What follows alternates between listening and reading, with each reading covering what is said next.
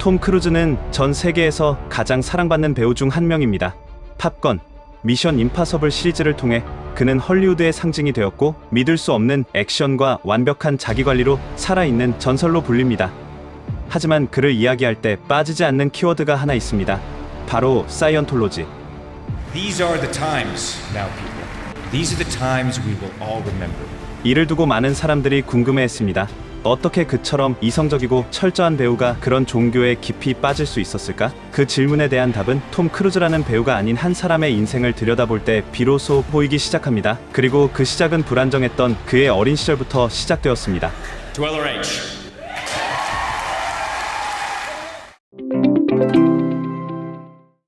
톰 크루즈는 1962년 미국 뉴욕주 시러큐스에서 태어났습니다. 본명은 토머스 크루즈 메이퍼서 4세. 겉보기엔 평범한 중산층 가정의 자녀였지만 그의 유년기는 전혀 평범하지 않았습니다. 그의 아버지는 폭력적인 성향을 지녔으며 가족은 생계를 위해 이사를 반복하면서 안정적인 일상을 유지하지 못했습니다. 어린 시절에 그는 난독증을 앓았고 학업과 또래 관계 모두에서 어려움을 겪었습니다. 여러 학교를 전전하며 친구 없이 조용한 아이로 성장한 그는 스스로를 방어하고 살아남기 위해 강박적인 자기관리와 조직적인 삶의 규율을 내면화하기 시작합니다. 그는 그 시절을 두려움으로 가득 찬 시간이었다고 회상했습니다. 이처럼 혼란스러운 가정과 실패로 점철된 학창 시절을 보낸 그는 어떤 분야에서든 자신의 존재를 인정받고 싶다는 갈망에 사로잡히게 됩니다. 처음에는 레슬링 선수로 활동하며 자존감을 회복하려 했지만 부상으로 인해 좌절을 겪었고 우연히 참여한 학교 연극 무대에서 전혀 다른 만족감을 경험하게 됩니다.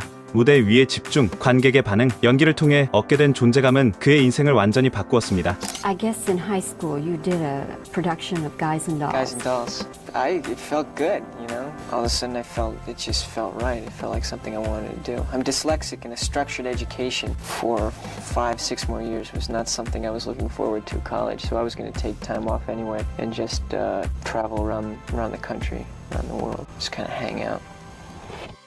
이후 그는 배우의 길을 결심하고 뉴욕으로 떠납니다. 톰 크루즈는 뉴욕과 LA로 가며 단역 배우로 활동하며 커리어를 시작합니다. 1981년 영화 탭스, 그리고 끝없는 사랑을 통해 얼굴을 알렸고 1983년 리스크 비즈니스에서의 파격적인 연기로 단숨에 청춘 스타 반열에 오르게 됩니다. 이후 탑건의 대성공으로 그는 헐리우드에서 가장 뜨거운 배우로 자리매김하게 됩니다. 하지만 그는 단순한 스타가 아닌 배우로서 깊이 있는 존재가 되길 원했습니다.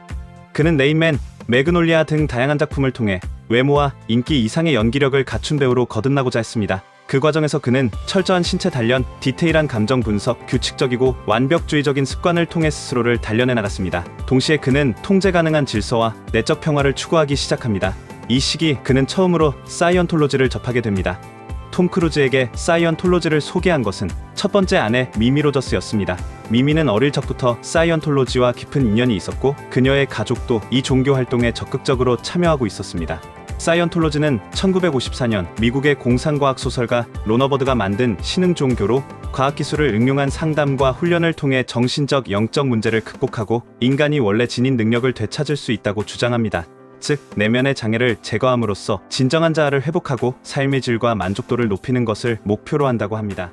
당시 톰 크루즈는 심한 난독증으로 대본조차 제대로 읽기 힘들었고 사이언톨로지는 그에게 정신을 훈련하고 삶을 정돈할 수 있는 방법을 제시했습니다. 톰은 그 속에서 구원, 질서, 통제, 규율이라는 키워드를 찾게 되었고 사이언톨로지는 톰에게 단순한 종교가 아닌 삶의 매뉴얼처럼 작용하기 시작합니다. 이후 그는 이 신념에 깊이 빠져들게 되고 외부의 시선에도 불구하고 사이언톨로지를 공개적으로 지지하며 영화 외적으로는 점점 더 논란의 중심에 서게 됩니다. Voy a hablaros en español. Más valioso en la vida, la felicidad. Eso me hizo buscar respuestas. Hace 20 años se fue. El día que descubrí Scientology. 사이언톨로지를 공개적으로 지지한 이후 톰 크루즈는 여러 논란에 휩싸였습니다. 가장 대표적인 사건은 2005년 오프라 윈프리 쇼에서 벌어진 돌발 행동입니다. 당시 그는 연인이었던 케이티 홈즈에 대한 사랑을 표현하겠다며 갑자기 소파 위로 뛰어올라 발을 구르고 과도한 손짓과 환호를 반복해 관객들을 놀라게 했습니다. 이 모습을 본 많은 사람들은 그의 감정 조절이 이상하다고 느꼈고 그 배경에 사이언톨로지가 있는 게 아니냐는 의심이 제기됐습니다. 사이언톨로지는 감정과 정신 상태를 통제하는 훈련을 중시하는데 정작 크루즈 본인이 감정을 통제하지 못하는 듯한 모습이 오히려 부작용처럼 보였기 때문입니다. 이 사건을 계기로 톰 크루즈에게 광신도라는 이미지가 붙기 시작했고, 같은 해 또 다른 방송 인터뷰에서는 더욱 논란이 되는 발언을 합니다. I've never agreed with psychiatry, ever. Before I was a Scientologist, I never agreed with psychiatry. And then when I started studying the history of psychiatry, I started realizing more and more why I didn't agree with psychiatry. And as far as the Brooke Shields thing is, look, you gotta understand, I really care about Brooke Shields. 그는 배우 브룩 쉴츠가 산후 우울증 치료를 위해 복용한 약에 대해 공개적으로 비판했고, 어린이에게 정신과 약을 처방하는 것 역시 강하게 반대했습니다. And you should. And you should do that also, because just knowing people who are isn't enough. 이러한 발언들은 단순한 개인 의견이 아닌 사이언톨로지의 교리를 대변하는 것으로 받아들여졌습니다. 실제로 사이언톨로지는 정신의학 전반을 비과학적이라고 규정하며 약 치료와 상담 치료 모두를 부정하는 강경한 입장을 취하고 있기 때문입니다. 이 인터뷰 이후 톰 크루즈는 엄청난 역풍에 직면하게 됩니다. 정신건강 이슈에 대한 그의 발언은 많은 사람들의 공분을 샀고, 특히 산후 우울증을 앓았던 브룩 쉴즈를 공개적으로 비판한 부분은 사회적으로도 큰 논란을 불러일으켰습니다. 결국 그는 브룩 쉴즈에게 직접 사과했고, 그 후로는 영화 외적인 인터뷰나 발언을 줄이며 작품과 연기에 집중하기로 결심합니다. 이후 톰 크루즈는 논란에 일일이 대응하기보다는 스크린 안에서 스스로를 증명하는 방식을 택합니다. 그는 직접 스턴트를 수행하고 몸을 아끼지 않는 모습으로 관객에게 진정성을 전달했습니다. 특히 미션 임파서블 시리즈를 통해 그는 헐리우드에서 가장 헌신적인 배우라는 평을 얻으며 다시 주목받기 시작했습니다. 결정적인 전환점은 2022년 탑건 매버릭의 성공이었습니다. 이 작품은 전 세계에서 큰 흥행을 거뒀고, CG에 의존하지 않고 실제 전투기 훈련을 소화한 배우들의 노력, 특히 톰 크루즈의 리더십이 크게 주목받았습니다. 그 덕분에 그는 다시금 진짜 배우, 현장주의자로 불리며 호감도를 회복하게 됩니다. 무엇보다도 그는 이후로 사이언톨로지에 대한 공개 발언을 자제하며 종교와 연예 활동을 분리하는 모습을 보였습니다. 교회 행사에 참석하지 않고 종교적 신념을 강하게 드러내지 않으면서 대중과의 거리를 조절한 것도 긍정적으로 작용했습니다.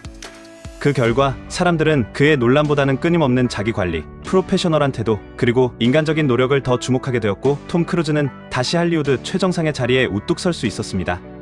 톰 크루즈는 단순히 액션 잘하는 배우나 흥행 스타로만 볼 수 없는 인물입니다. 그는 어린 시절부터 혼란과 불안을 스스로 통제하려 했었고, 그 과정에서 사이언톨로지라는 신념 체계를 선택했습니다.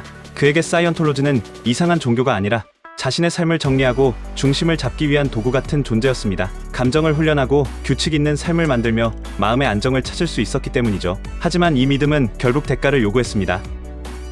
세 번째 아내였던 케이티 홈즈와의 이혼, 그리고 딸 수리 크루즈와의 단절이 그것입니다. 사이언톨로지 교리에 따르면 탈퇴자나 믿지 않는 사람과는 관계를 끊어야 하기 때문에 톰 크루즈는 2012년 이후 딸 수리와 거의 연락하지 못하게 됩니다. 이 일은 많은 이들에게 큰 충격이었고, 그 또한 깊은 고민에 빠졌던 것으로 보입니다. 한때는 가장 열정적인 사이언톨로지 신자로 불렸던 톰 크루즈. 하지만 최근 몇 년 동안 그는 교회 행사의 모습을 드러내지 않고 사이언톨로지에 대한 공개 발언도 점점 줄어들고 있습니다. 자연스럽게 그는 그 신념과 조금씩 거리를 두기 시작한 것으로 보입니다. 톰 크루즈의 인생은 항상 통제와 질서를 중심에 두고 있었습니다. 사이언톨로지를 선택한 것도 단순한 종교적 이유가 아니라 자신의 불안을 다스리고 싶었던 진심에서 비롯된 선택이었습니다. 그는 사이언톨로지를 통해 난독증을 극복했고, 정신적 안정과 자기 통제 방법을 배워나갔습니다. 그 과정에서 수많은 작품 속에서 눈부신 성공을 거두었고, 오늘날에도 여전히 헐리우드 최정상의 배우로 자리하고 있습니다. 물론 사이언톨로지를 사이비로 보는 시선과 조롱도 있었지만, 그는 그런 비난조차 감수하며 자신의 신념을 지켜냈습니다. 하지만 사랑하는 딸과 멀어지는 아픔을 겪은 후 그는 처음으로 신념보다 더 소중한 것이 있을 수도 있다는 사실을 받아들였는지도 모릅니다. 톰 크루즈는 언제나 자기만의 방식으로 시련을 정면 돌파해왔습니다. 아마도 바로 그 점이 그가 여전히 세계에서 가장 존경받는 배우 중 한 명으로 남아있는 이유일 것입니다. We'll see you some movies.